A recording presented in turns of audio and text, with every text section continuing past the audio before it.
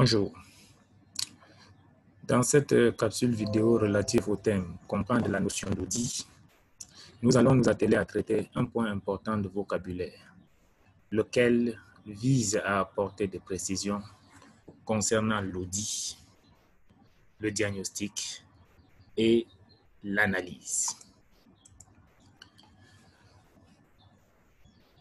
Assez souvent, on éprouve certaines difficultés à distinguer l'audit, dont les mots-clés sont écart et référence, et dont la démarche se définit comme examen d'un ensemble de faits pour le situer par rapport à un système de référence. Le diagnostic, dont les mots-clés sont signes révélateurs et symptômes, et dont la démarche se définit comme repérage des risques, de leur interrelation pour les replacer, disais-je, dans une famille pathologique. Quant à l'analyse, dont le mot-clé est décortiquage et dont la démarche se définit comme décomposition et dissection des phénomènes pour réduire et classer. La démarche de synthèse entre l'audit, le diagnostic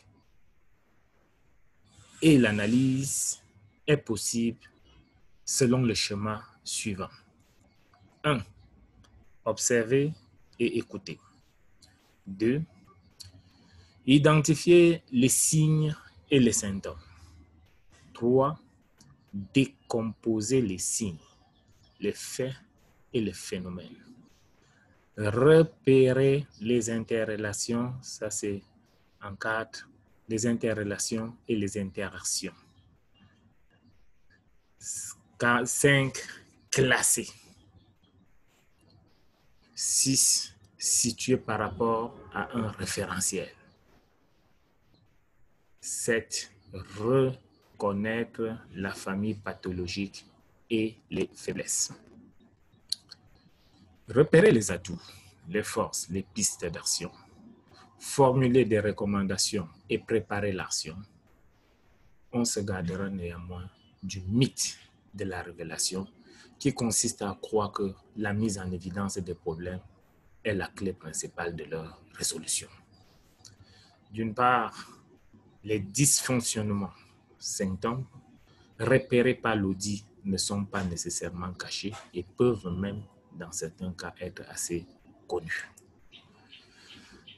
La révélation est alors minime, l'apport de l'audit se situant davantage au niveau de la mise en forme des problèmes et de l'analyse des causes et des écarts par rapport au système de référence.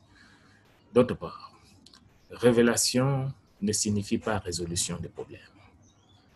En effet, de nombreux freins interviennent entre audit et mise en œuvre de recommandations si l'on ne prépare pas les conditions de cette action.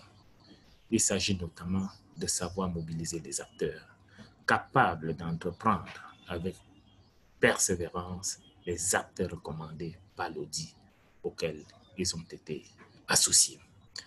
Voilà ce que je voulais vous dire concernant ces 3 termes, audit, diagnostic, analyse, des termes bien différents, mais qui ont des points communs que nous avons tâché de révéler. Merci et à la prochaine.